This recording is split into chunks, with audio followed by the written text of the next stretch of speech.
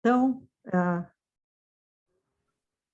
começando a nossa gravação, hoje, dia 20 de junho de 2022, nós vamos começar a nossa sessão do Grupo de Políticas Públicas da Academia de Ciências Farmacêuticas do Brasil. Eu sou a acadêmica Soraya Smiley, faço parte da nossa academia, ocupando a cadeira de número 36, com muita honra, e tenho aqui a presença do nosso presidente de honra, o Dr. Lauro Moreto, e em nome dele eu quero cumprimentar todos os acadêmicos aqui presentes. A nossa sessão de hoje é uma sessão que é um bate-papo, uma entrevista, não é bem uma entrevista, mas mais um bate-papo, eu acredito, e com uma presença muito ilustre, muito importante, do Dr. Jorge Calil. O professor Jorge Calil é professor titular da Faculdade de Medicina da Universidade de São Paulo, da USP, é diretor do Laboratório de Imunologia do Instituto do Coração, do Hospital das Clínicas, também é acadêmico titular da Academia Brasileira de Ciências, e o doutor Jorge Calil tem uma série de outras atividades, foi diretor do Instituto Butantan e da Fundação Zerbini, também homenageado e doutor honoris causa da Universidade Federal do Rio Grande do Sul, foi condecorado com a Gran Cruz da Ordem Nacional do Mérito Científico e, atualmente, entre tantas coisas, né, como pesquisador, como médico, atualmente coordena e lidera a equipe que está desenvolvendo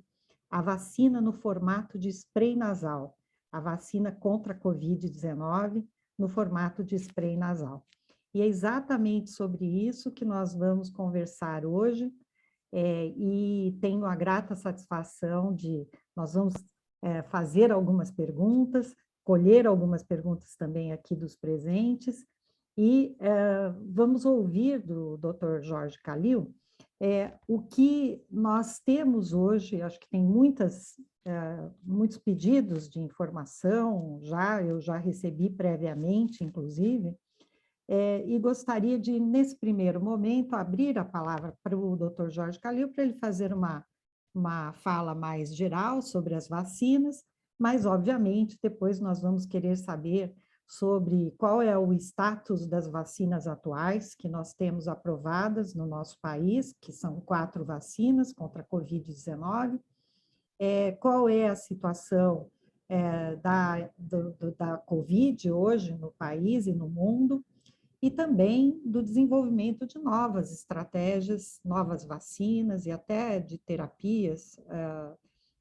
para prevenção ou mesmo para possibilidade de prevenção contra a infecção, não só contra a doença grave, mas contra a infecção pela Covid-19. Claro, ele vai falar também sobre a vacina que ele está desenvolvendo junto com uma equipe multidisciplinar e também multi-institucional.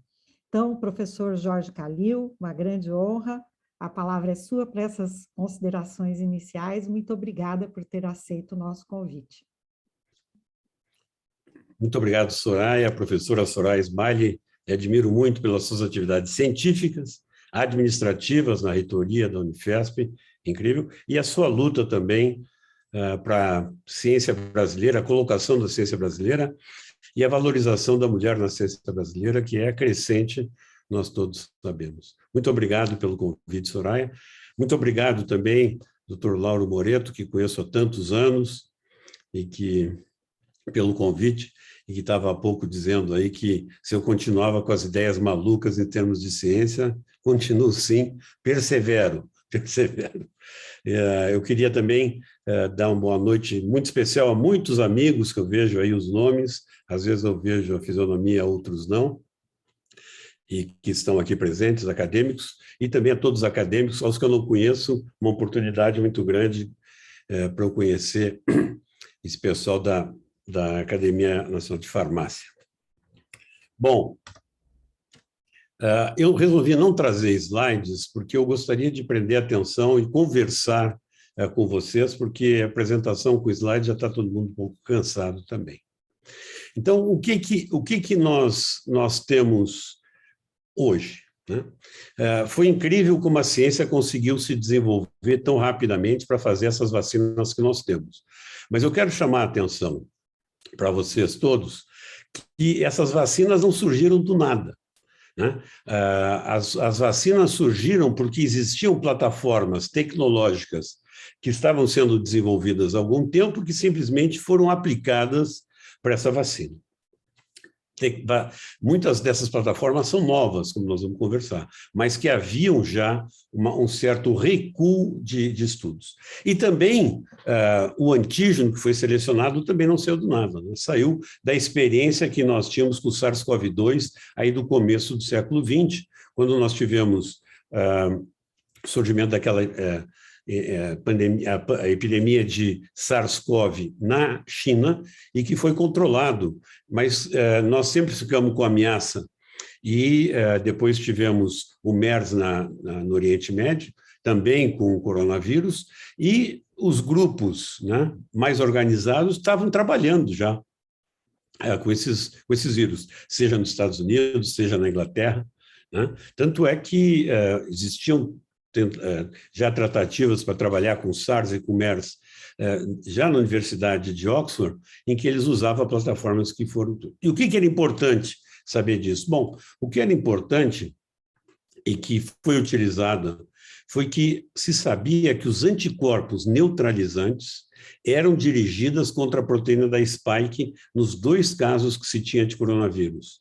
E por isso que se fez o que eu diria que era uma aposta científica em utilizar a proteína da spike, que foi utilizada em todas as vacinas que nós temos agora, com exceção das vacinas de vírus inativados. Então, a gente sabia que era a spike que se ligava no seu receptor das diferentes células, seja humana, nos casos das doenças que eu falei, ou nas doenças em animais, que era através da spike, e que a spike, inclusive, tinha uma região chamada Receptor Binding Domain, que é que se ligava no receptor celular, que, como vocês sabem, é imprescindível que haja uma interação vírus-receptor em célula para que o vírus possa adentrar a célula, para que possa se multiplicar. Então, se sabia que era spike. E eu digo que é uma aposta porque era baseado em anticorpo neutralizante. E nós sabemos que a vacinologia, ela se desenvolveu fundamentalmente baseada em anticorpo. Quase que sempre nós temos que os anticorpos são um excelente correlato de proteção. Mas isso nem sempre é verdade, e aqui nós estamos apanhando com a Covid, porque nós queremos ter um correlato de proteção para saber se o indivíduo está protegido, e do ponto de vista médico, nós não podemos dizer se o indivíduo está ou não protegido se ele tiver anticorpo neutralizante, mesmo que seja em título elevado. Então, vamos tentar dissecar essas coisas que a gente conversou. A vacina das primeiras que surgiu era a vacina mais óbvia, de uma tecnologia antiga, que é a vacina de vírus inativado. Bom, essa vacina de vírus inativado, desde o início, eu dizia, nós temos que prestar muita atenção com essa vacina. Ela foi muito importante para o Brasil, foi. Eu não estou discutindo a questão política de ter sido importante, porque foi a primeira vacina que chegou e ela iniciou a proteger as populações que eram mais suscetíveis, que eram os mais velhos e os profissionais de saúde. Então, foi uma vacina importante ter vindo? Foi.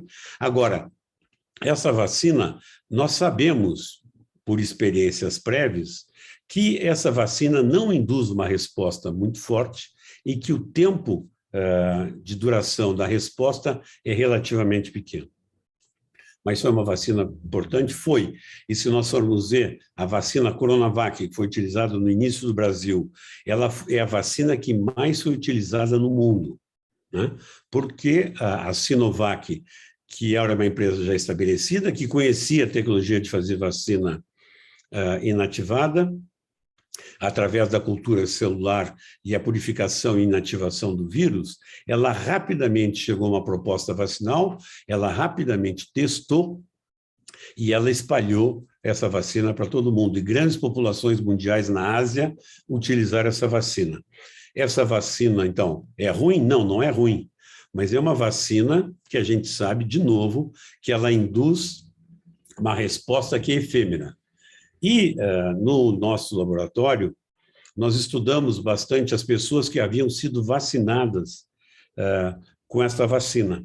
E o que nós observamos é que muitos indivíduos acima de 55 anos, eles não produziam anticorpos neutralizantes e também não tinham uma resposta celular adequada. Essa resposta celular nós testamos utilizando aí vários meios de bioinformática para nós deduzirmos quais eram os fragmentos do vírus que induziriam uma boa resposta celular, imunológica celular, seja de CD4, que é como células auxiliadoras na resposta imune, como células CD8, que é a indução de citotoxicidade para matar as células infectadas. Então, ela era relativamente restrita nisso aí. Sobretudo, como eu digo, os indivíduos acima de 55 anos.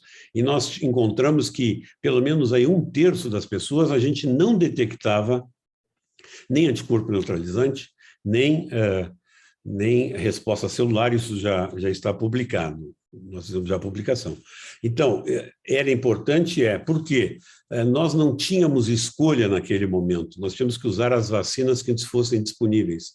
E as pessoas mais suscetíveis, como eu disse, eram as pessoas idosas e os funcionários da área de saúde.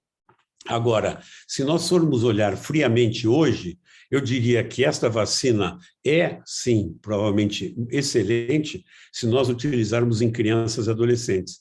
É uma vacina que tem poucos eventos adversos e que nas fases iniciais da vida induz uma resposta que é muito mais forte. Bom, então nós começamos assim no Brasil, nós podemos voltar.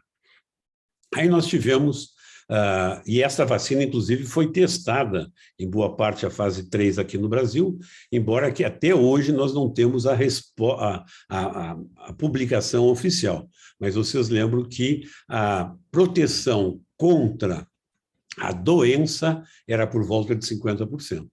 E a proteção contra a doença mais grave aí por volta de 70%. Né? E o primeiro dado dizia não contra a morte a 100%. Isso não se confirmou, porque quando foram divulgados esses resultados, nós só haviam 7 mortes no grupo de 12 mil pessoas, eu acho que foi testado.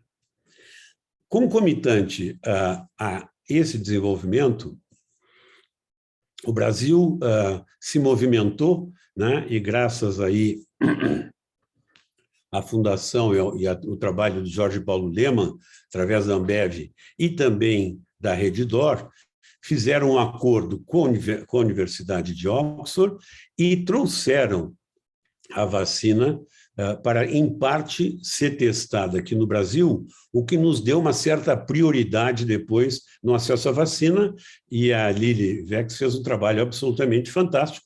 Ela recrutou pessoas, muitos da Unifesp que foram voluntários, mas muitas pessoas, médicos, etc., e participaram deste teste, que foi excelente, porque rapidamente nós também tivemos acesso a essa vacina. E, muito importante, nós tivemos também um contrato assinado de transferência tecnológica. Então, a Coronavac foi feita uma transferência tecnológica, como vocês sabem.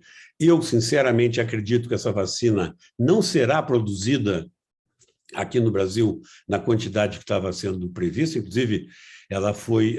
porque, digamos, construir uma fábrica do nível da Coronavac, em termos de segurança, não é trivial, demora tempo. Você sabe que no Brasil nós somos lentos, tudo que é, digamos, do governo, um pouco lento para começar a ser feito, e foi pego um prédio que havia sido construído lá atrás pelo Isaias Hall para fazer fracionamento de sangue. Foi readaptado esse prédio para fazer a Coronavac pelo nível, como eu digo, de segurança.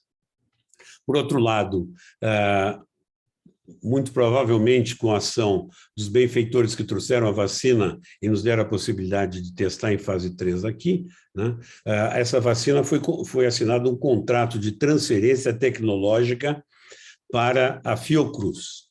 Então, essa vacina de Oxford, acho que é super importante nós falarmos um pouquinho mais. Ela utiliza como vetor um vírus de chimpanzé, né? Um adenovírus não replicativo no homem, né? Eu não sei até que ponto vocês querem saber, se vocês conhecem ou não conhecem, por que ele é não replicativo no homem, vamos deixar por lá. Em todo caso, o vírus é retirado um gene que é fundamental na replicação, e esse gene ele é colocado na célula REC, o que nos permite, do ponto de vista farmacêutico, produzir o vírus em grande quantidade, e quando se tira da célula REC, ele perde a capacidade de multiplicação. Essa vacina, esse protótipo vacinal de adenovírus em chimpanzé, ele estava em teste já há alguns anos em Oxford, que estava trabalhando justamente numa vacina de MERS, estava trabalhando numa vacina de Zika, e que era testado nesse centro de pesquisa de vacinas em Oxford, que é absolutamente fantástico, né?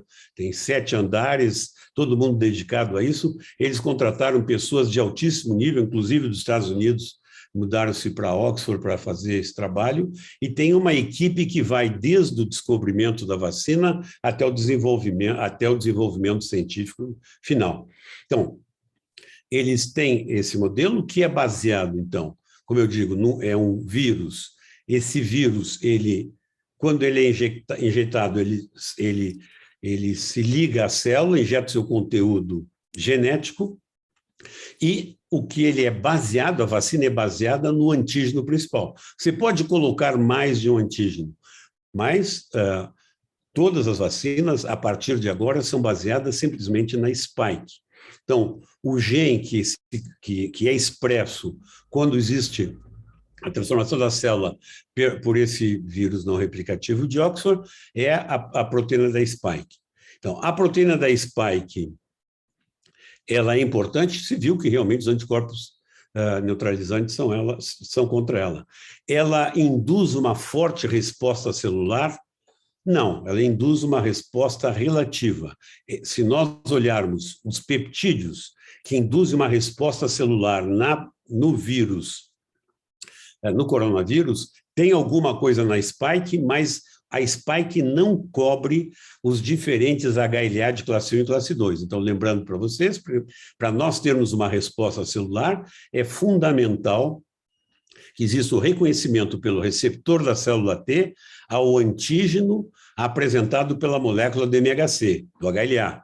Classe 1 para citotóxico, classe 2 para moléculas, para resposta auxiliadora.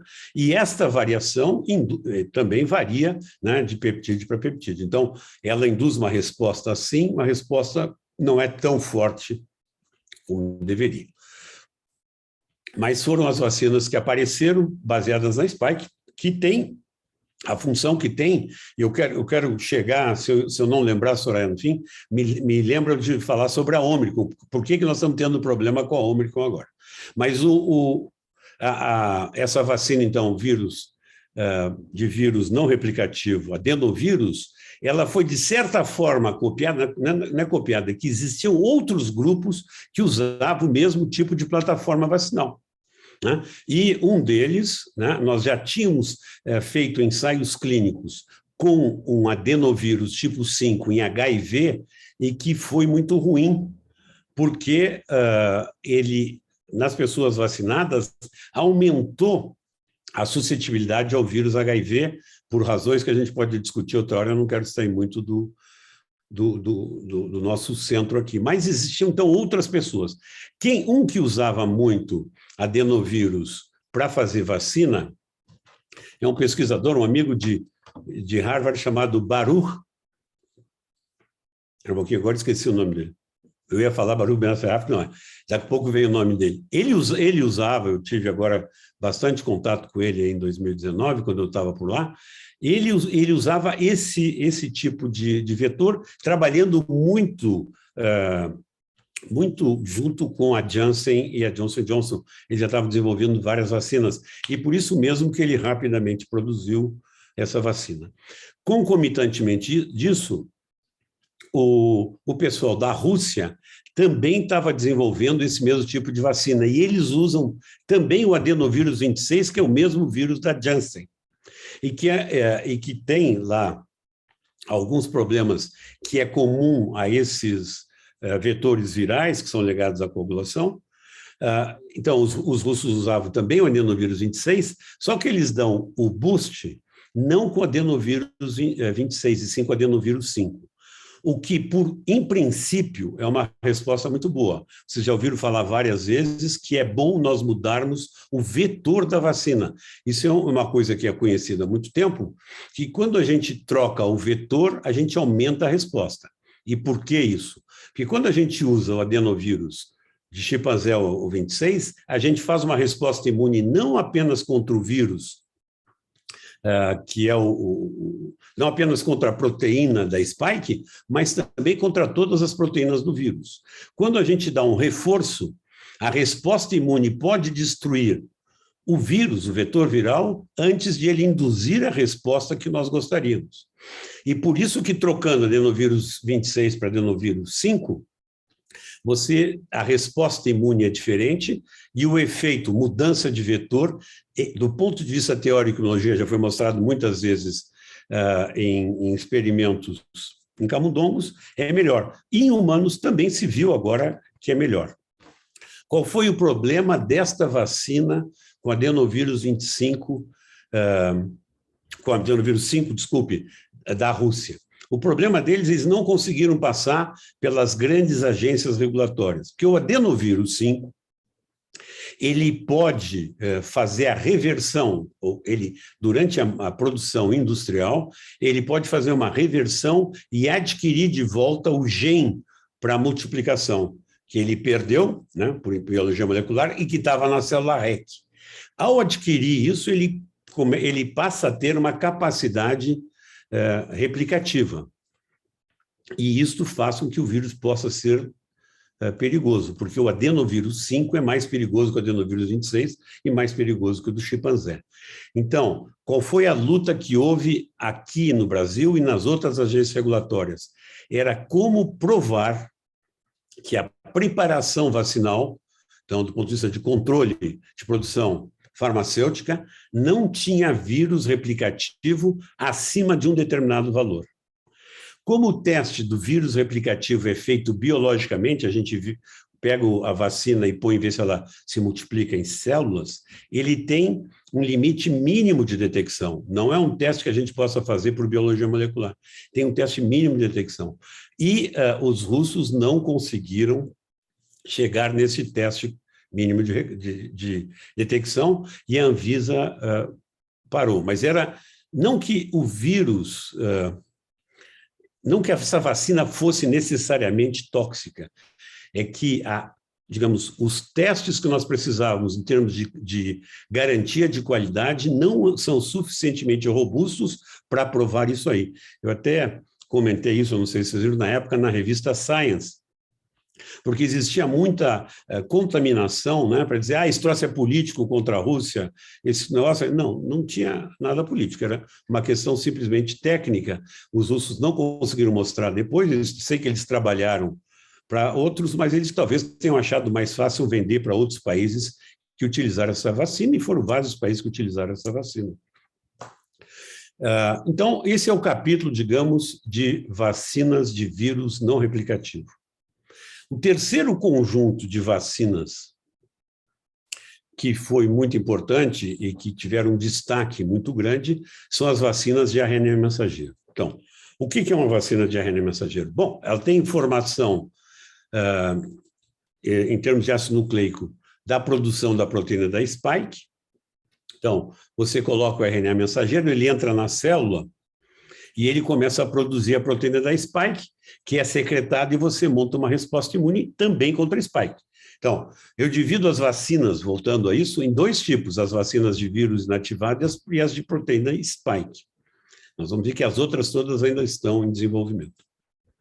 Então, a vacina de RNA nada mais é do que isso. Qual era o problema? Há muitos anos que a gente tenta fazer qualquer produto com RNA mensageiro. O problema do RNA mensageiro é que ele é visto pelo sistema imune como algo muito perigoso, porque temos muitos vírus. Nós temos receptores nas células que, quando detectam um RNA, desencadeiam uma resposta de imunidade inata que é muito violenta. Então, sempre que se tentava usar um medicamento baseado em RNA mensageiro, ele induzia uma imunidade inata tão grande e dava uma reação inflamatória tão grande que ele era muito tóxico e não se conseguia utilizar. E justamente durante o ano de 2019, que eu estava morando em Boston, alguns colegas lá, eles diziam que o problema estava sendo resolvido e que muito breve nós chegaríamos nas terapias gênicas, porque a questão ali era muito terapia gênica, se tem um indivíduo que tem um gene que está defeituoso ou faltante, a gente injeta o RNA mensageiro e a pessoa começa a produzir a proteína. Mas se tinha também muita esperança em terapias de câncer, para induzir imunoterapia com um gene que fosse importante em termos de imunoterapia de câncer. Se pensava também em vacina, mas eu diria que vacina estava em terceiro lugar, né? Porque a vacina não tem um retorno financeiro econômico tão grande como as outras duas, mas estava na cabeça deles. Quando surgiu a doença, o pessoal resolveu utilizar o que eles haviam desenvolvido, e agora eu não vou lembrar, eu tenho problema de lembrar com o nome de pessoas, eu sei que vocês não têm esse problema, mas eu tenho. Tem uma pesquisadora que vocês viram, húngara, que foi muito importante, porque ela conseguiu diminuir a toxicidade do RNA e ela conseguiu desenvolver as nanopartículas em que se consegue encapsular o RNA, que é extremamente suscetível a RNase, tanto é que quando a gente trabalha com RNA, a gente se paramenta todo, e os reagentes são todos paramentados, todos exclusivos. Ela conseguiu fazer uma nanopartícula que se ligava na célula, né, trabalhando com cargas e lipossolubilidade e tal, e fazia com que o RNA entrasse na célula e começasse a produzir. E tinham dois grupos que estavam trabalhando fortemente com isso, né? O grupo da Pfizer, na verdade, a Pfizer, ela viu a possibilidade de comprou a BioNTech, que é aquela empresa alemã que havia sido fundada pelo aquele pesquisador russo e que também trabalhava essa húngara, e tinha o pessoal da Moderna, baseado ali do lado de Harvard, e que trabalhava com todo mundo para fazer o RNA mensageiro. Então, os dois, ao mesmo tempo, começaram a trabalhar. Agora, a verdade tem que ser dita. Quem desenvolveu a vacina da Moderna não foi a Moderna, e houve uma questão que não sei se vocês seguiram, de discussão sobre a propriedade intelectual.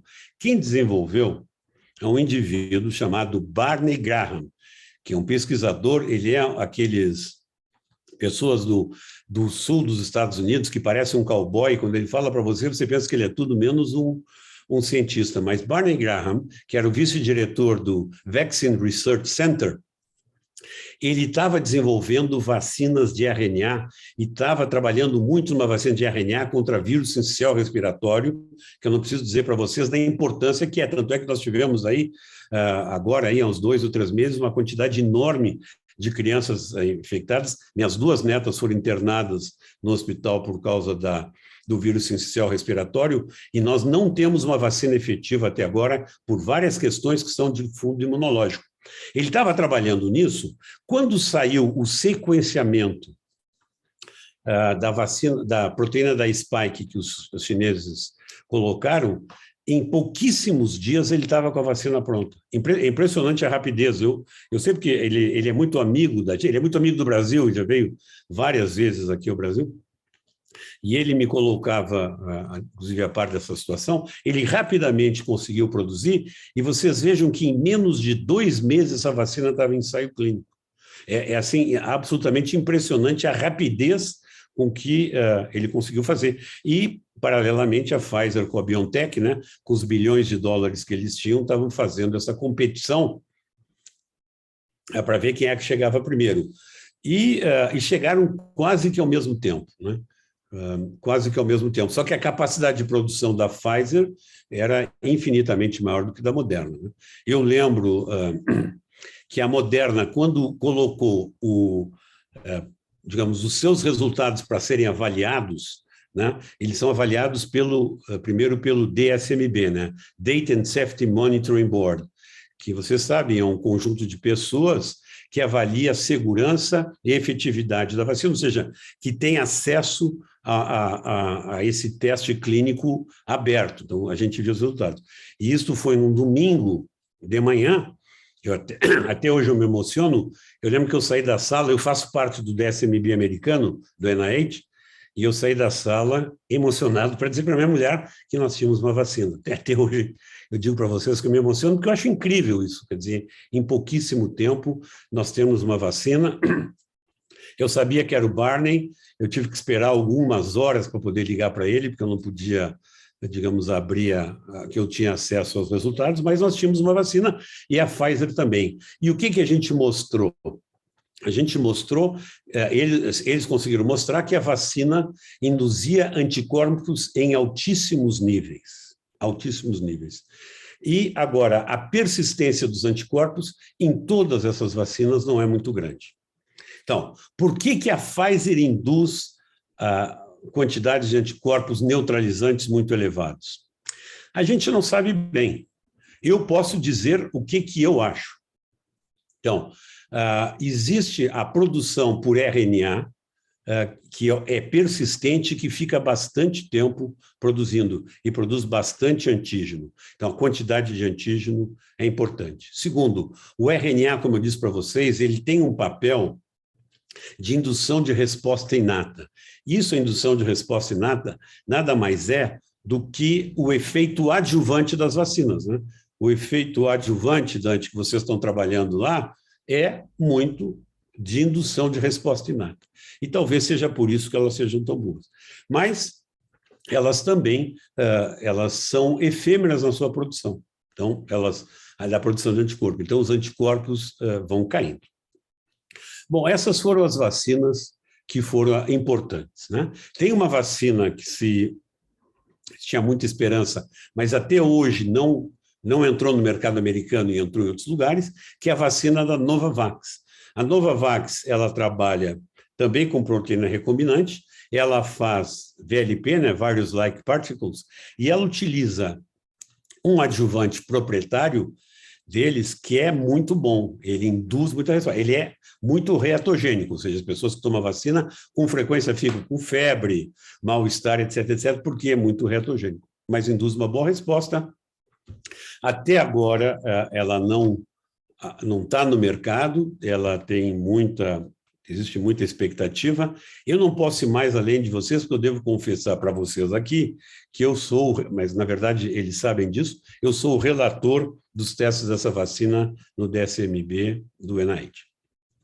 Então, essas são as vacinas. O que nós teremos para o futuro?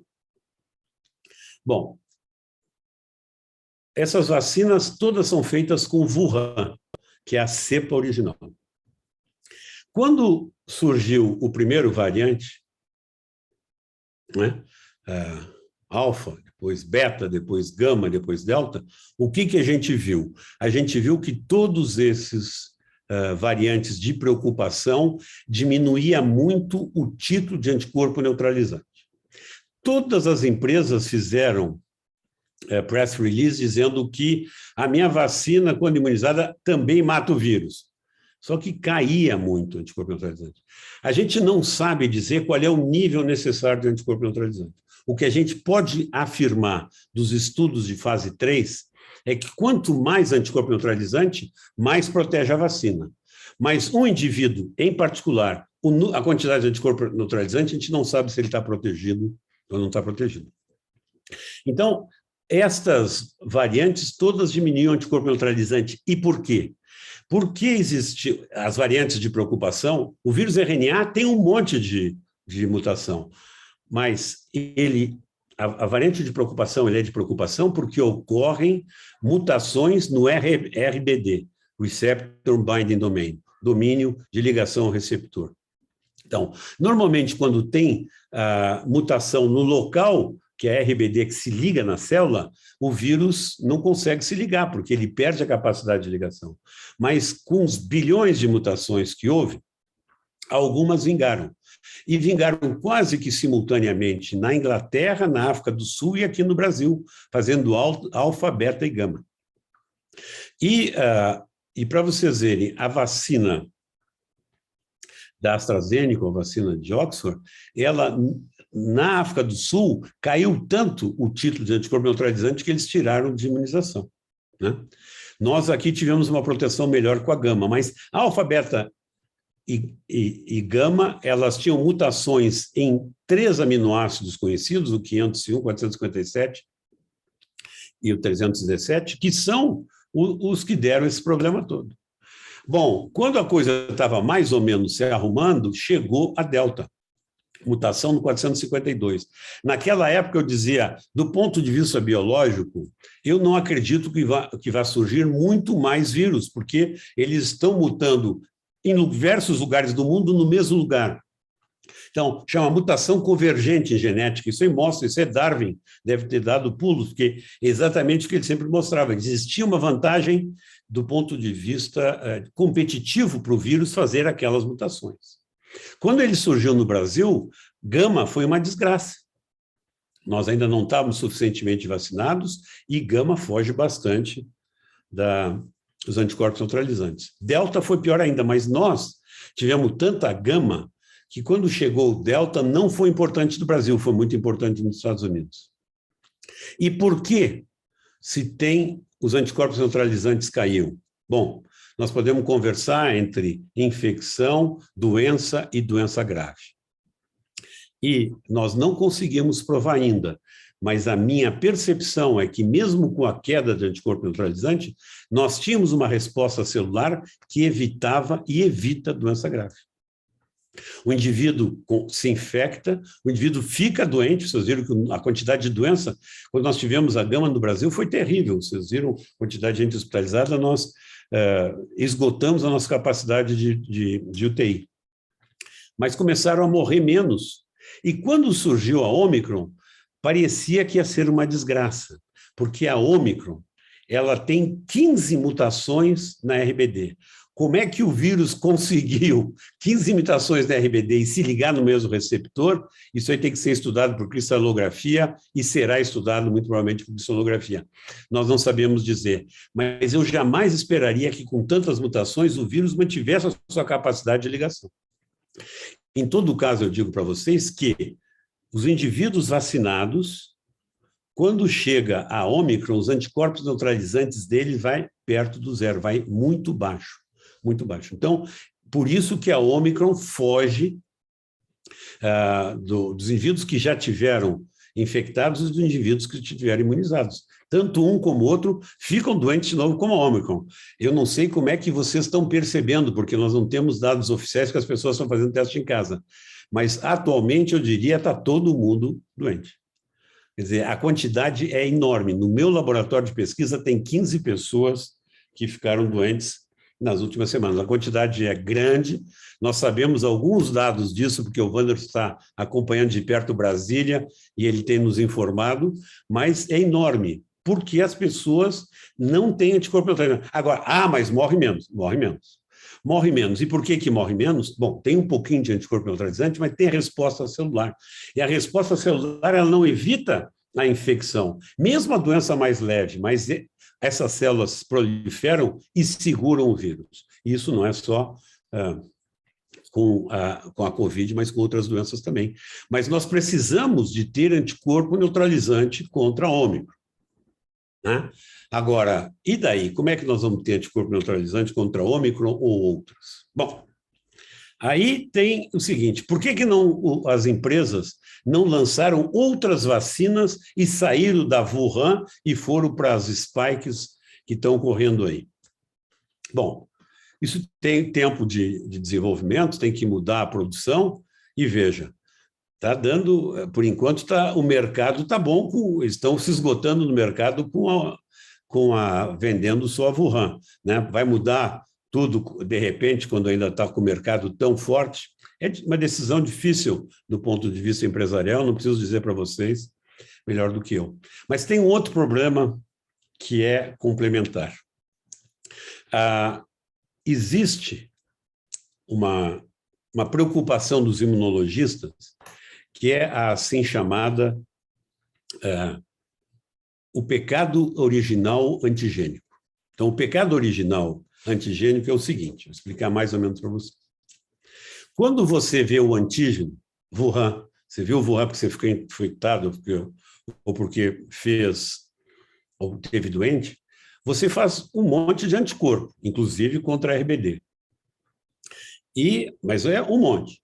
Quando você tem um variante, como, por exemplo, a gama, você tem uma ou duas variações de aminoácidos, uma pequena variação dos peptídeos ali para reconhecimento imunológico. E o sistema imune está acostumado a reconhecer todo o resto, o bando todo que vem ali. Então, é difícil de induzir uma resposta suplementar específica para aquele pequeno pedaço da proteína que apareceu. Então, a tendência da resposta imune é aprimorar aquilo que já conhece, muito antes de botar algum anticorpo novo. Então, e por que isso é importante? Bom, isso é importante porque a gente não sabe se as vacinas que nós vamos fazer, elas vão efetivamente ser boas para cada variante. E, em segundo lugar, é possível que o indivíduo, como a gente está vendo, o indivíduo que teve a doença, ele vai ter a Ômicron. E pode ser que ele tenha a Ômicron 1 e depois ele fique doente logo depois com a Ômicron 2 ou Ômicron 4, como nós estamos vendo. Eu não sei se o Wanderson tem os dados aí, nós estamos vendo pessoas que se reinfectam, e se reinfectam porque a resposta que eles fazem, quando eles pegaram a Ômicron, ela é não tão importante, digamos, contra aquela partezinha da Ômicron que é diferente e que está no RBD. Então, isso é um motivo de preocupação. Eu disse, era para fazer uma introdução. Desculpe, Soraya, você nunca pode dar a palavra livre para um professor, ele fala o tempo todo. Eu queria trazer um panorama geral para vocês, eu espero que eu tenha sido claro, e eu acho que sem slides, talvez, às vezes as coisas entrem mais, porque fica um pouquinho mais informal a conversa. E eu te devolvo a palavra, Soraya, para não falar mais ainda. Imagina. Professor Calil, fantástica a sua introdução, né? É um passeio, quase que um overview do que aconteceu nos últimos 2 anos e que está acontecendo ainda, chegando, inclusive na Ômicron, nas variantes e na variante Ômicron, e a questão que todos, certamente que muitos devem ter e que você mesmo pediu para lembrá-lo, né? Você até já nos introduziu sobre isso, da questão que se coloca, afinal de contas, as vacinas que nós temos hoje, que estão aprovadas, e você explicou muito bem cada uma delas, como elas foram desenvolvidas, que elas foram eficazes, que elas certamente nos auxiliaram a produzir aí um grau de proteção contra a doença grave. E hoje temos essa pergunta sobre as variantes, e a variante Ômicron, que nos surpreendeu a todos, né? E como as vacinas que nós temos hoje estão combatendo, e você já introduziu e falou um pouco sobre isso, né? E por que a resposta não foi tão elevada quanto com as variantes anteriores, né? Essa é uma questão que eu acredito que muitas pessoas têm, né? E se nós temos novas gerações ou uma nova geração de vacinas agora vindo aí, e quais as possíveis metodologias que nós vamos observar, né? Inclusive, mencionando a vacina que você lidera, que é o grupo que você coordena de pesquisa, e que trouxe a possibilidade de uma vacina de spray nasal, inclusive, como aqui nós estamos entre muitos farmacêuticos, né? o veículo e a via de administração é importante também, né? No caso de algumas vacinas. A vacina desenhada por vocês,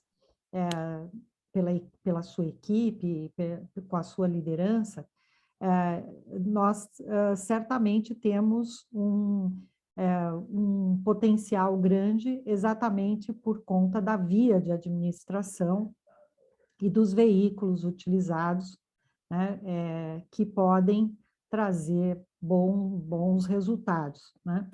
Eu acho que essa é uma pergunta que muitos aqui gostariam de fazer, e depois eu vou ver se tem perguntas aqui no chat, lembrando que quem desejar fazer perguntas ao Dr. Jorge Calil, pode utilizar aqui o nosso chat.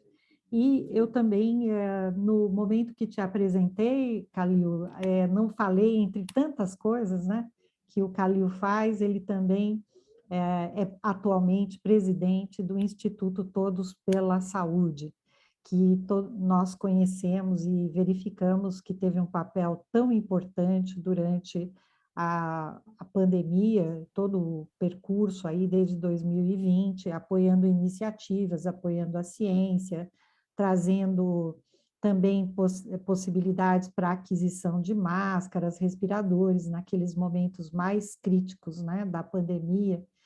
E queria mencionar a presença do Dr. Wanderson Oliveira, nosso colega também, numa outra iniciativa, onde também está o Dr. Calil, que estamos agora junto ao Grupo Mulheres do Brasil, na busca da construção de sistemas, né? Vou usar o plural, sistemas de vigilância, né?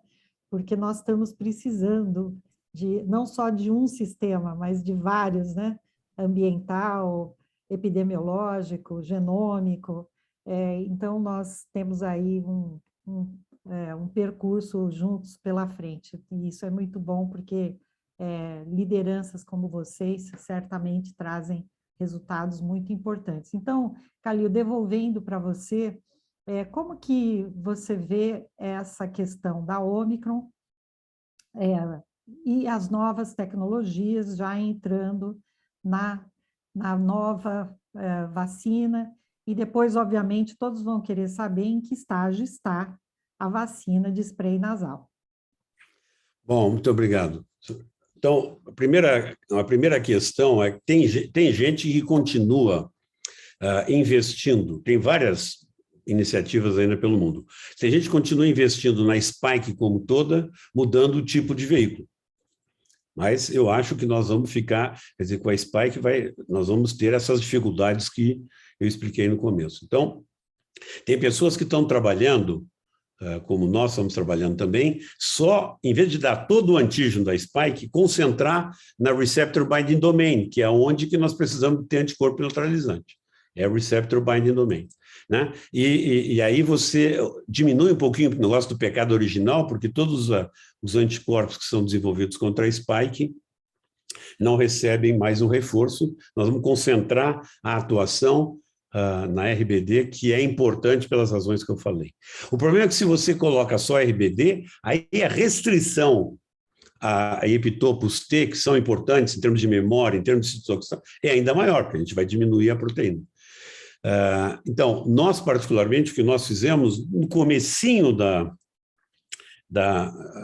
pandemia, lá em março, nós fizemos uma coorte de 220 pessoas que tinham tido a doença bem no começo. A maioria, eu devo confessar, amigo dos meus filhos, que foi a garotada que trouxe, que foi para o exterior e que foi um dos casamentos aí que começou essa doença.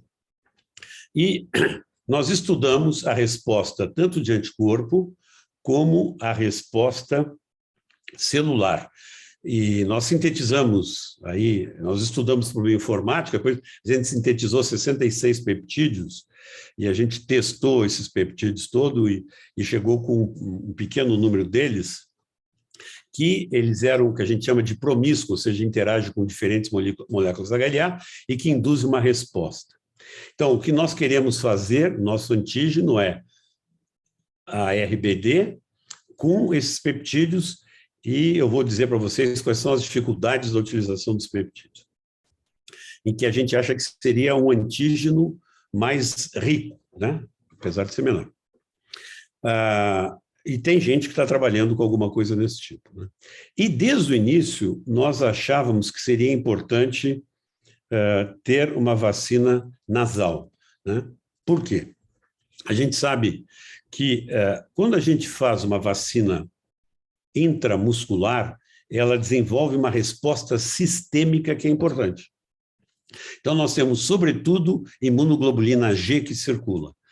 Protege a mucosa? Protege, não tão efetivamente, né? A mucosa tem seu mecanismo próprio de defesa por, digamos, germes aí que entrem pela mucosa. E o que é diferente? Ela produz fundamentalmente IgA, imunoglobulina A, que é resistente em secreções, que tem uma vida longa em secreções, e a vida, sobretudo a IgA secretória, que ela é um dímero, né, que tem a peça secretória. Então, a intramuscular gera IgA, gera pouco. Gera, mas gera pouco. Inclusive, é estranho que haja tão poucos trabalhos estudando justamente a resposta de mucosa, né? Porque tem pouca gente que estuda resposta de mucosa, que é muito importante. Então, induz, mas induz pouco. Por isso mesmo que as vacinas que nós temos hoje, elas protegem contra doença ou doença grave, mas não contra infecção, o que é um problema grave, porque eu estou vacinado, eu posso ter o vírus e eu posso não ficar doente, mas estar distribuindo o vírus, que é o que está acontecendo agora. Está cheio de gente assintomática, infectado e que está distribuindo o vírus, e por isso que esse troço aí está que a gente não consegue controlar. Então, desde o início, nós queremos fazer. Agora, vocês, acadêmicos de farmácia, sabem que fazer uma formulação nasal não é simples. Por quê? Porque eu não quero algo que passe pelo nariz, eu não quero algo que vá para o pulmão e me cause inflamação no pulmão. Eu quero algo que fique no nariz e que induza uma resposta local. Para isto, esse nosso vírus tem que atravessar os cílios, tem que atravessar o muco, tem que se fixar na célula mucosa e tem que liberar o antígeno. E não é simples. Nós testamos mais de 50 formulações, e quem fez isso foi um acadêmico, colega de vocês que está aqui, que é o Marco Antônio Stefano, nosso colega lá da farmácia, com quem eu trabalhei já há muitos anos, desde o tempo do Butantan. Então, nós testamos muitas possibilidades. Então, nós vamos usar um antígeno que, em princípio, é inerte, né? Não é vírus não replicativo, que não é inerte. Os vírus não replicativos usados, pode ser que funcione, mas pode ser que dê um problema, que é o que é o maior medo das agências regulatórias nesse tipo de inalação nasal, que é uma encefalite, tendo em vista a proximidade. Então, nós temos um vírus que é inerte, e que tem essa capacidade, do ponto de vista de formulação, de atravessar, e ele pode ser conservado por longos períodos, se for liofilizado. Qual é o grande problema que nós estamos enfrentando? O grande problema que nós estamos enfrentando é que, aqui no Brasil, nós não temos bem desenvolvido o desenvolvimento de moléculas biológicas. Nós temos bem desenvolvido toda a parte de químicos, mas a parte de desenvolvimento industrial de biológicos nós estamos ainda começando. Existe esforço de todo lado, o Dante pode nos falar aí, mas ainda não é algo que a gente domine. Então, o que nós temos que fazer? Nós temos que pegar esse nosso antígeno, que é uma proteína nova, híbrida, que tem a RBD, que é altamente hidrossolúvel, até os peptídeos de células T, que normalmente são pouco solúveis, fazer expressar numa célula eucariótica, que a gente normalmente use na produção industrial, que pode ser CHO, pode ser REC, né? Que nós tenhamos um nível de expressão que seja comercialmente viável, e que então, seja factível o produto em boas práticas de fabricação, ou seja, tudo isso tem que ser feito em algum lugar em que eu possa fazer a transformação celular permanente, não transitória, que se pode usar em experimentos, que tenha alta produtividade, em condições GMP, E a utilização, quer dizer, o downstream a gente já desenvolveu. Vocês verem que, apesar da minha deformação médica, eu conheço algumas coisas da produção farmacêutica, graças ao Butantan. Mas nós estamos, então, na dificuldade da transformação permanente da célula, como eu digo, a que for, e que a gente consiga, em condições de boas práticas, produzir o nosso antígeno. O resto já está resolvido. E a vantagem que nós temos ao utilizar a RBD diretamente é que nós podemos trocar, nós temos um sistema de cassete em que a gente vai trocando, dependendo da epidemiologia, né? O que vai ser no futuro mais fácil que a vacina da gripe, que você muda a cepa viral, aqui só vai ter que mudar a RBD. Então, nós estamos aí. Mas o que a gente mostrou? É que a nossa formulação, ela induz IgA secretória nas mucosas do animal. E quando nós fizemos o teste de desafio, ou seja, nós pegamos animais knock-in de ECA2, ou seja, que pode ser infectados, a nossa vacinação protege contra os vírus. E o que a gente também está mostrando? É super importante que essa vacina possa ser utilizada como dose de reforço, porque aqui no nosso país a quantidade de pessoas que já recebeu a primeira e segunda dose é muito grande. Então, eu não posso tentar mostrar que essa vacina é boa, se começar com ela e continuar com ela vai ser bom, porque eu vou ter meia dúzia de pessoas que são contra a vacina porque não gostam de tomar injeção e que vão tomar essa aí. Então, eu tenho que mostrar que ela funciona bem como reforço. E nós fizemos testes em que a gente imunizou com as vacinas que estão sendo utilizadas agora, aqui no Brasil, e demos terceira dose ou quarta dose inalatória, e ela funciona muito bom com reforço, induzindo produção de IgA secretória nas mucosas, tanto saliva, como secreção nasal, como lavado bronquioalveolar. E, mais importantemente, saliva e secreção nasal. O que a gente quer? A gente não quer que tenha muita resposta imune no pulmão. Esse negócio tem que parar antes, porque no pulmão eu posso desencadear uma resposta que eu não possa controlar e que eu não quero. Em poucas palavras, é isso, né? Muito bom, excelente. Então, pelo que você diz, já temos aí até alguns resultados clínicos, né? Esses resultados são em camundongo, infelizmente não são clínicos por causa da boa prática de fabricação. Ok. Esperamos que tenhamos aí, depois você pode falar, mas eu vou fazer, em que fase está, né? Mas vou fazer aqui uma pergunta, começando com as perguntas aqui do nosso chat.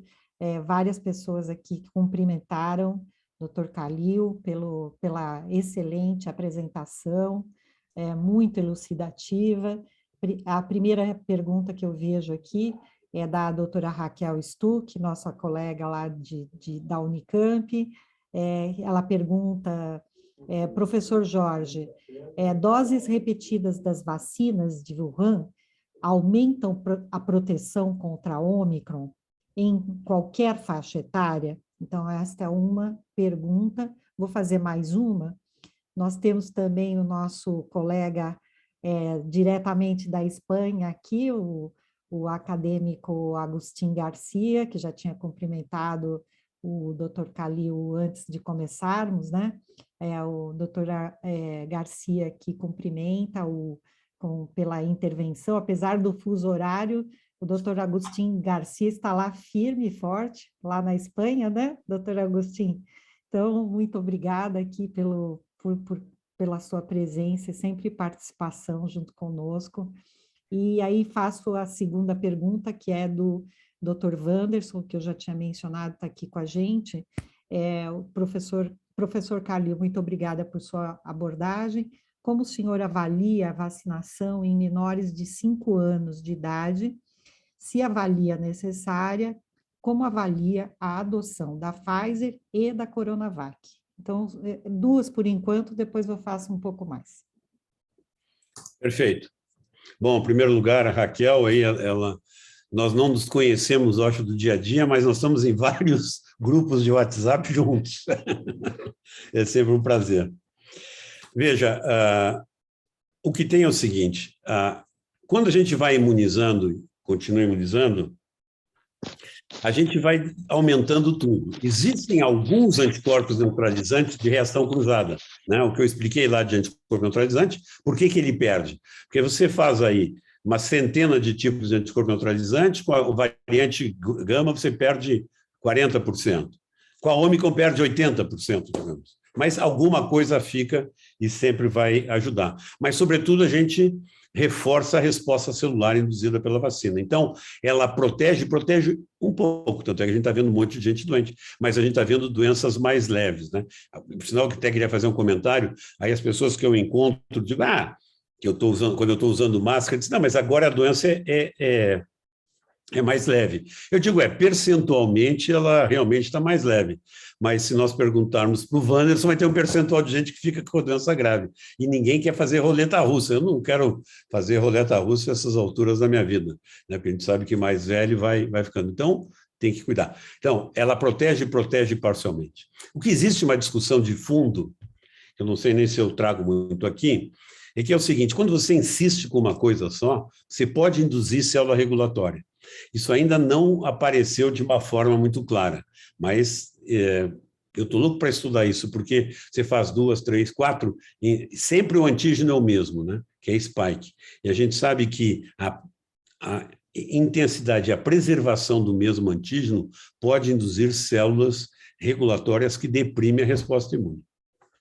Isso seria catastrófico. Então, veja, eu particularmente, votei, vou abrir meu voto aqui, mas no nosso CETAI, que é a Comissão Técnica Assessora de Imunizações, de parar em 60 anos a imunização, para dar a segunda dose de reforço ou a quarta dose.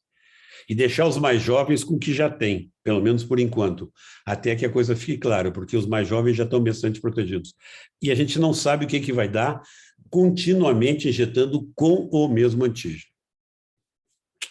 Mas, para não preocupar muito, Raquel, diria que sim, protege parcialmente, mas protege. Tanto é que nós estamos vendo muita gente doente, pouca gente grave, ainda bem. Queria agradecer mais uma vez ao doutor Garcia para ficar assim tão altas horas falando, eu aqui no português, eu não sei se ele está conseguindo acompanhar tudo. Muito obrigado pela sua presença. Wanderson, a sua questão da imunização é super importante, já teve muita discussão. Eu infelizmente, nós fizemos junto com o nosso pessoal lá do ITPS, a gente fez uma avaliação de mortes em crianças, e a gente viu, né, que, bom, em todo caso, crianças e adolescentes, houve até dezembro, depois a gente não acompanhou mais, pelo menos 2.500 mortes de criança. O que é um número, de novo, né? É pouco para um país grande como o Brasil, mas não é tão pouco assim, 2.500 mortes de crianças, né? E se eu fosse o pai de uma criança, eu ia ficar muito, muito revoltado. A vacina a Coronavac não foi testada extensivamente em crianças pequenas, mas a gente sabe, teoricamente, que ela não dá tanto problema. E o pessoal no Chile utilizou, né? E o Alex Calergios, que é um colega de lá, me disse que realmente viu pouquíssimos problemas no Chile usando em crianças. E a gente sabe que criança, ela pode sim não ter a doença e ficar transmitindo, tanto é que nós estamos com problema novamente, nas escolas, que as crianças estão transmitindo e as pessoas, aí os professores e os funcionários estão se infectando, e tem crianças infectadas sim. A gente viu, por estudos até que eu acho que você colocou, Vanessa, mas nós também colocamos no ITPS, que a maior parte das crianças com síndrome respiratória aguda grave eram por vírus sincicial respiratório, mas pelo menos a metade delas são por Covid, sim. Então, eu acho que tem que ser vacinadas, e tem que ser vacinadas pelas vacinas que foram testadas, né? A Pfizer foi testada com bons resultados, e eu acho que nós devemos, sim, dar essa possibilidade para as crianças. As pessoas estão subestimando a doença nas crianças, e quando a gente viu aí, agora na Ômicron, janeiro, fevereiro, teve um número muito grande de crianças que não estavam vacinadas e que ficaram mais doentes, né? E como as pessoas não estão cuidando, a doença se alastra com muita rapidez nas crianças. Então, não deixem de vacinar as crianças, elas têm que ser vacinadas. Os eventos adversos são raros. Os eventos adversos com Pfizer, que seria a miocardite, ela ocorre entre 12 e 19 anos e é raríssimo também. Também aí não deu para estudar ainda, mas muito provavelmente isso aí desencadeia algum processo autoimune por mimetismo molecular entre a proteína da spike e as proteínas espiriladas que compõem o coração, mas ela é de resolução bastante fácil. Então, sem dúvida alguma, Vanessa, obrigado pela oportunidade, nós temos que vacinar as nossas crianças. Muito bom, muito obrigada, doutor Calil. A próxima pergunta é da doutora Gisele Brás, e a mesma pergunta relacionada, não é exatamente a mesma, mas sobre as vacinas em crianças, e acredito que ela pergunta qual a sua opinião, e você acaba de responder muito bem. E a gente tem também uma pergunta aqui da doutora Tânia Vergara, também nossa colega de outros grupos, né? Isso. A Tânia tem vários grupos. Né? E ela faz a pergunta aqui, muito obrigada por sua palestra brilhante, como sempre, com as dificuldades que estão enfrentando para a vacina intranasal, qual a perspectiva temporal para testes clínicos em humanos? Eu vou aproveitar e fazer mais uma pergunta do Dr. Paulo Cirufo, que fala sobre a questão da imunidade de mucosa, que é justamente a resposta imune que acontece logo com a chegada do vírus, capaz de neutralizar o inimigo ali no primeiro ponto de contato, impedindo que ele se instale no corpo e comece a se replicar. No caso de vírus respiratórios, a porta de entrada é a mucosa nasal, oral e até ocular. E aí ele pergunta se esse muco pode impedir uma boa absorção da vacina, que também precisa escapar das enzimas típicas da mucosa. E aproveitar para fazer mais uma pergunta, aqui doutor Jeová, agradecendo, vários professores, doutores aqui presentes agradecendo, e a Raquel também aproveitando para parabenizar, e o nosso presidente, Michel Kfouri, que está aqui conosco também, parabéns, também dando parabéns ao professor Calil pela excelente apresentação, e agradecendo em nome da nossa academia. E mais uma pergunta, então, do Dr. Paulo Cirufo, e aí eu passo para você, sobre, pensando em termos estrategistas, nosso futuro será mantido com um regime de doses combinado? Acho que um pouco você já respondeu sobre isso, com 1 ou 2 doses de vacinas injetáveis e um reforço intranasal. Acho que você já respondeu isso, né? Acredito que sim. E o doutor Leonardo Teixeira, que já nos ajudou aqui no chat também, agora há pouco, né? Nosso colega, doutor Teixeira, aqui com a gente, ele pergunta, ele diz o seguinte: não ficou claro para mim se a vacina nasal está usando adenovírus ou proteínas purificadas, e por que não testar a via sublingual para se evitar o clearance mucociliar nasal e encefalite. E aí eu aproveito, antes de passar para você, Calil, agradecer também a presença do acadêmico, do nosso doutor Marco Antônio Stefano, que está aqui conosco, que é seu parceiro nessa pesquisa tão importante que vocês vêm desenvolvendo, e sei também da participação da nossa da doutora Daniela Rosa, da Unifesp. Então, é uma equipe de multiprofissionais, multissaberes e multi-instituições também, lideradas por você brilhantemente. Então, está com a palavra para estas perguntas. Bom, então a Tânia me pergunta sobre os testes clínicos e a disponibilidade da vacina. Então, para o teste clínico, eu preciso produção e formulação em boas práticas. Quanto tempo vai ter? Eu não sei, eu achava que era pouco tempo, nós estamos apanhando pelas questões que nós temos que ser viáveis economicamente, então temos que ter boa produção da célula e temos que ter... E a célula não pode ser clivada por essas questões aí de serem mais hidrofóbicas. Então, nós estamos tentando resolver essa parte que é de desenvolvimento mesmo industrial.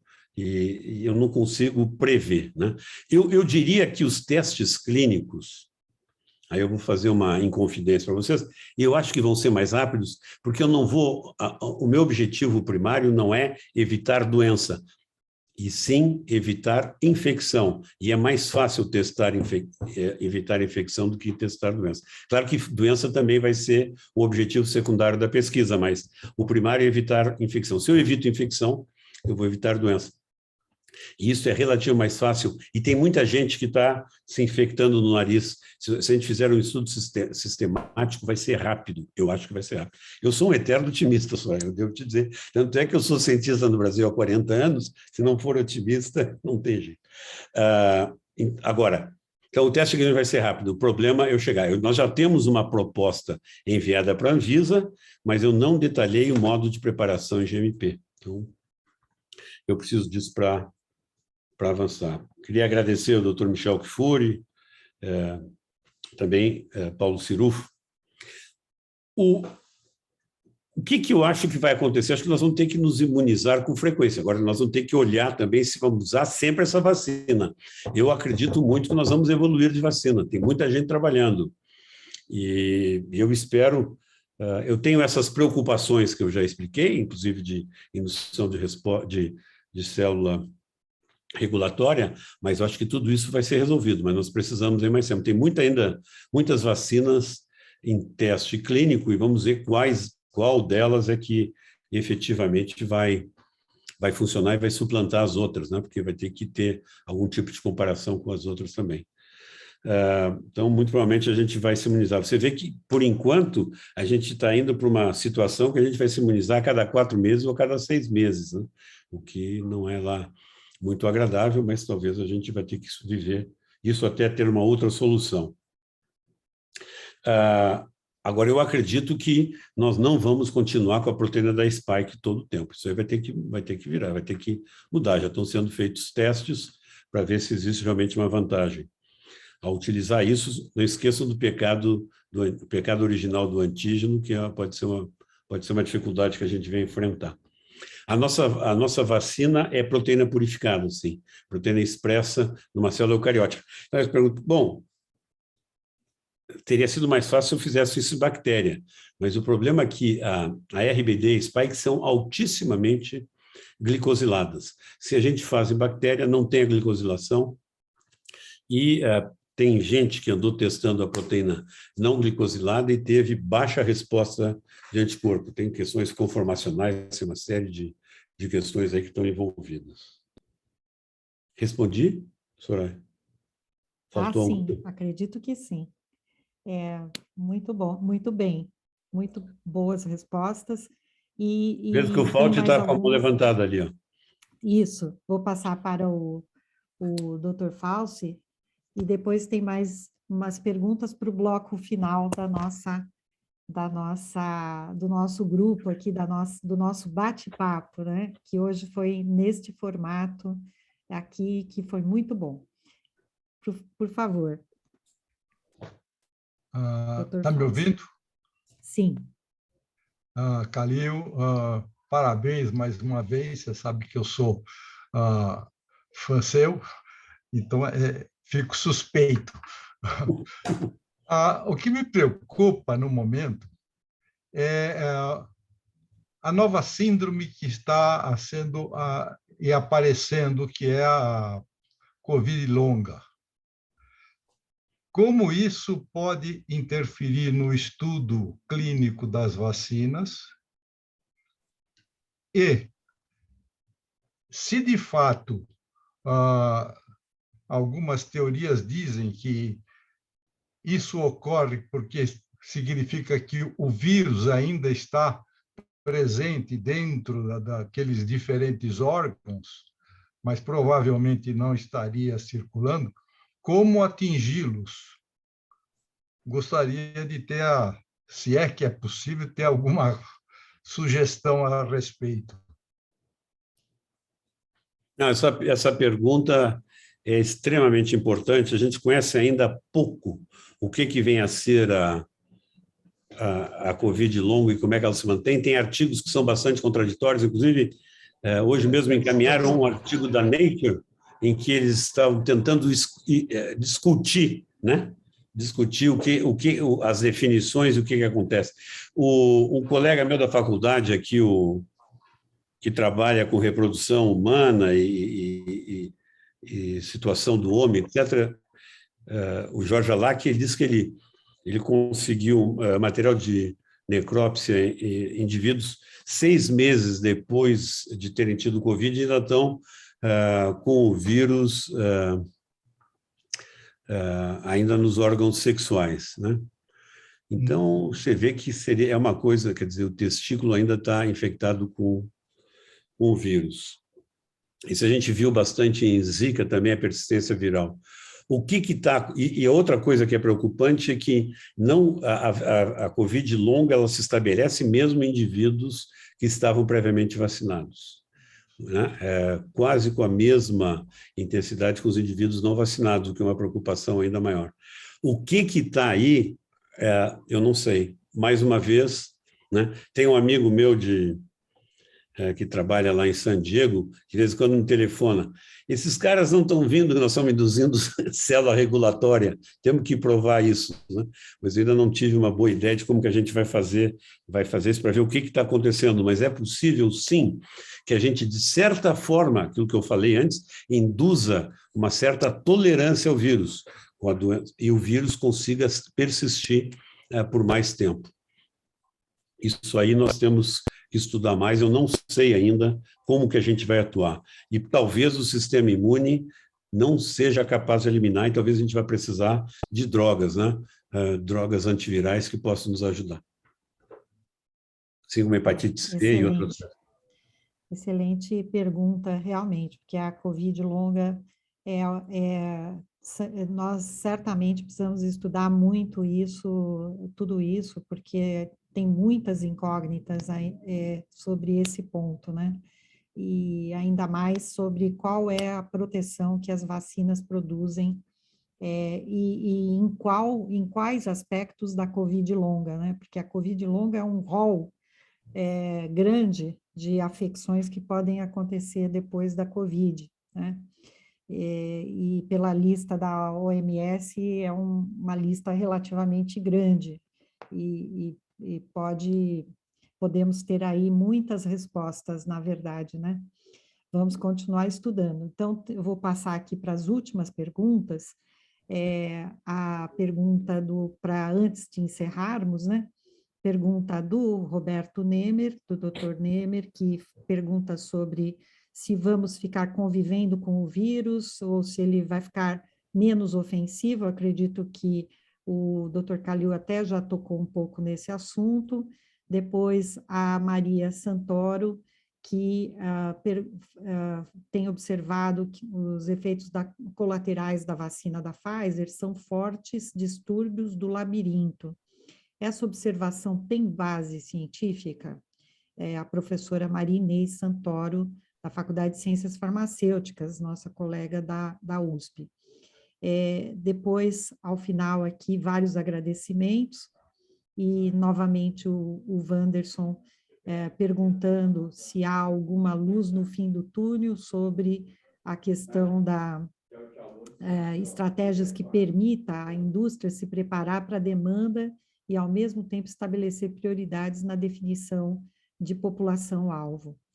E, depois, mais outras parabenizações aqui, do Leonardo Teixeira, e certamente quero agradecer também, e depois das suas respostas, passar a palavra ao nosso presidente, ao presidente de honra, e para o fechamento aqui da nossa sessão, que realmente foi excelente, aprendemos muito e tem certamente muitas outras perguntas, mas vamos continuar sempre por meio da ciência, por meio das evidências científicas, trazendo respostas como você vem fazendo e tão brilhantemente junto com a sua equipe. Então, doutor Calil, muito obrigada.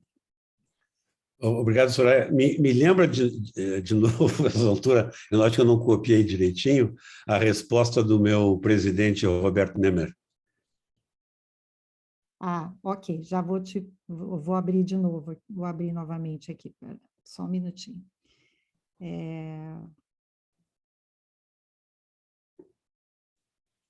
Ele pergunta se o vírus, estando no nosso meio, tomaremos mais vacinas ou vamos conviver com ele e ele ficará cada vez menos ofensivo? É isso que ele pergunta, não mais, menos ofensivo. Bom, Robert, um prazer sempre estar com você. Existe uma tendência do ponto de vista biológico, né, dos vírus se atenuarem com o tempo, né? Os vírus são muito agressivos quando chegam e se atenuam, né? E isso tem uma lógica do ponto de vista evolutivo, né, que os vírus que não matam ficam mais tempo no indivíduo, então eles se espalham mais, né?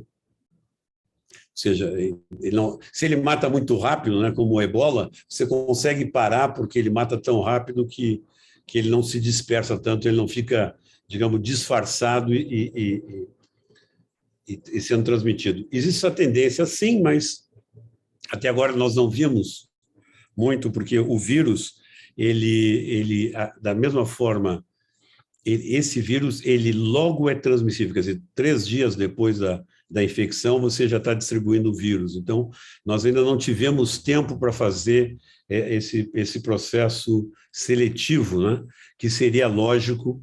Tem sempre um livro que eu acho que é interessante, né, que a gente diz assim, não, o vírus, ele quer isso, quer aquilo, né, o que é errado do ponto de vista metodológico científico, mas tem um livro que é muito interessante, que eu aconselho a quem gosta dessa questão biológica, chamado, em francês se chama La Logique du Vivant, ou A Lógica do Ser Vivo, escrito por um prêmio Nobel francês genial chamado François Jacob, em que ele tenta ver justamente essas questões evolutivas, como é que funcionam e como é que são selecionados. Então, a tendência é a gente selecionar vírus altamente transmissíveis e pouco... pouco, digamos, fatais, né? Para aumentar essa caída. Então, é possível que isso sim aconteça, e como aconteceu com outros vírus, vamos ver o que vai acontecer, mas do ponto de vista evolutivo é o que a gente esperaria. Mais um abraço a você, Nemer. O que acontece com a vacina da Pfizer e possíveis complicações? Então, a vacina da Pfizer, como eu falei, eu acho que ela produz muito antígeno, muito antígeno. Ela produz tanto antígeno que pode até ser parecido com a quantidade de antígeno spike que tem quando a gente tem infecção viral.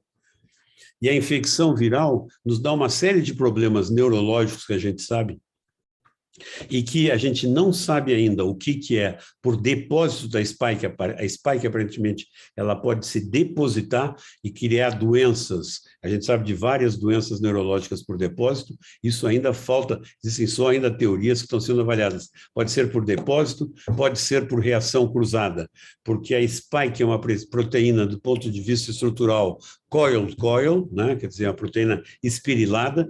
E essas proteínas espiriladas, ela é muito semelhante a alguma, quer dizer, existem reações cruzadas com proteínas espiriladas que nós temos, né, com proteínas do citoesqueleto, por exemplo, que são espiriladas e que estão envolvidas com uma série de doenças. Nós ainda não tivemos recurso suficiente para poder estudar isso aí, que a gente não sabe.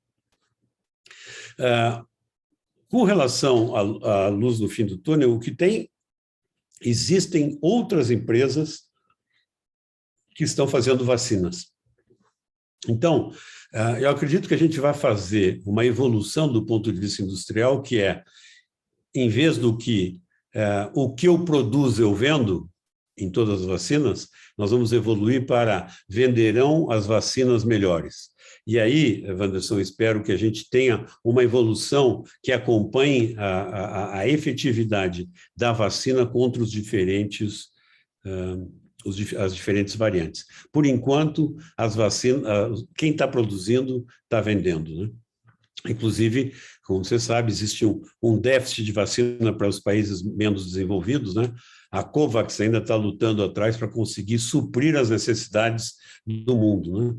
E, inclusive, muitas necessidades em países como na Ásia e na África, que não tiveram acesso, são populações muito grandes e que ainda não puderam vacinar suas populações. É isso que eu acho. Eu estou gostando de ver que tem pouca gente que foi embora, Soraya. Não, o pessoal ficou mesmo assim, pouca gente teve que sair, porque teve realmente, né? Mas é muito interessante tudo que foi conversado aqui hoje. Certamente teremos outras rodadas e espero que sejam já com com notícias boas. A ciência e os cientistas estão trabalhando para isso, mesmo com a falta de recursos, né, Calil? Você não falou, mas eu vou falar. A falta de recursos para terminarmos, para fazermos as nossas pesquisas, as vacinas brasileiras, né, que já poderiam ter avançado um tanto a mais.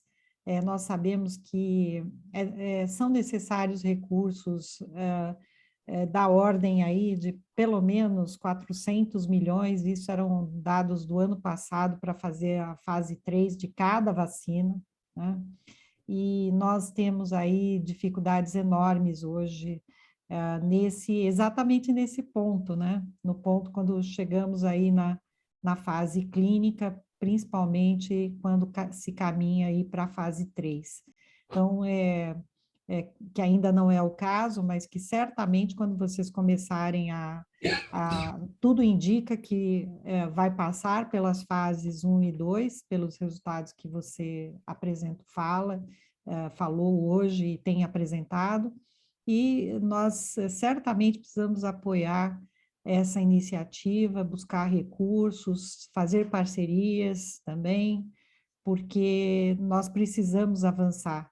Eu lembro, Calil, e finalizo com isso, doutor Lauro Moreto, que lá no início da pandemia, alguém perguntou, eu participava de uma live com o Calil, e alguém perguntou para ele, mas você acha que vai competir com essas vacinas, com o tanto de recursos que eles têm, essas empresas multinacionais que estão fazendo as coisas já bem adiantadas, a gente ainda não tinha vacina, né?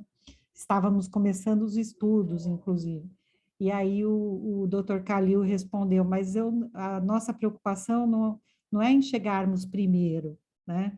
É chegarmos bem e termos uma vacina que seja realmente eficiente, porque aqui nós temos que atuar com muita criatividade também, né? O cientista brasileiro tem que atuar com muita inteligência e criatividade, porque não é competindo com os laboratórios que são grandes potências, mas trazendo um resultado que realmente vai ser de grande valia e de grande relevância para a saúde das pessoas. Então, parabéns, Calil, passo a palavra ao doutor Lauro Moreto para as suas considerações finais e também para o presidente Michel Kfouri, também para encerrarmos essa nossa sessão. Muito obrigada.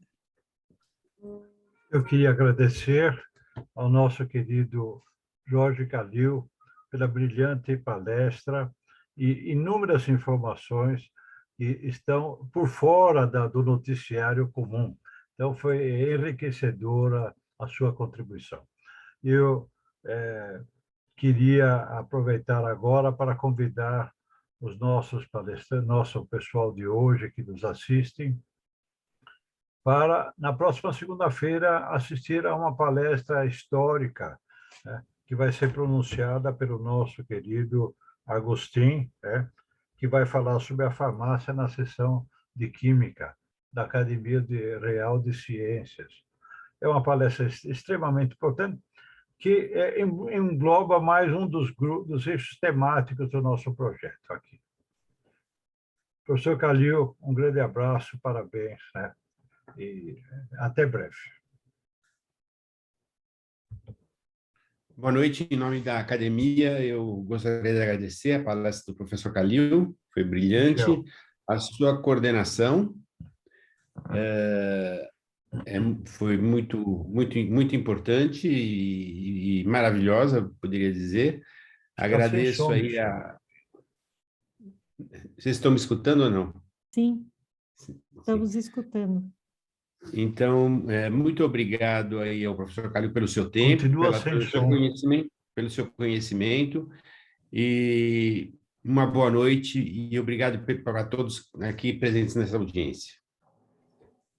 Bem, o que eu gostaria de dizer com relação ao financiamento da pesquisa, sem dúvida, nós temos dificuldades enormes, não é só no recurso, é o modo como a gente usa o recurso, é de uma complexidade terrível. A importação de reagentes demora meses, passa por um monte de aprovações que são absolutamente supérfluas e inadequadas. As bolsas de pesquisa que a gente paga, um doutorado federal é R$ 2.500. Como é que nós vamos ter uma pessoa que se dedica a fazer trabalhos tão relevantes, uma formação tão puxada? Existem muitas dificuldades. Existe também uma dificuldade que eu não acho que o governo tem que ser produtor de nada, mas ele tem que ver as falhas no sistema e prover. Quer dizer, nós não temos aí algumas coisas na cadeia que são importantes. Até amadurecer a indústria, o Estado tem que ajudar a indústria a crescer. Você vê que nós temos vacinas na Rússia, na China, na Índia, né? Os BRICS todos fizeram a sua vacina. E Cuba tem 3 vacinas. Cuba tem 3 vacinas. Eu vim de Cuba agora. Tem 3 vacinas. Quer dizer, nós tínhamos que melhorar isso aí. E como falou a Soraya, a gente não pode entrar em competição direta com os grandes laboratórios, né? Nós aqui na América Latina somos especializados em trabalhar em guerrilha. Temos que fazer as nossas guerrilhas no bom sentido, fazer, digamos, a introdução naquilo que a gente tem capacidade de fazer. Bom, eu agradeço muitíssimo estar aqui com vocês. É muito bom falar numa academia com pessoas brilhantes como vocês aí, foi realmente muito agradável. Eu agradeço muito o convite, né, de você, Soraya, muito obrigado pelo convite e por conduzir esse trabalho. Moreto, há muitos anos que nós estamos aí na luta, prazer estar muito grande aqui com você. E, Michel, muito obrigado por abrir as portas da academia para a minha participação. Será um prazer voltar quando vocês quiserem. Muitíssimo obrigado, boa noite.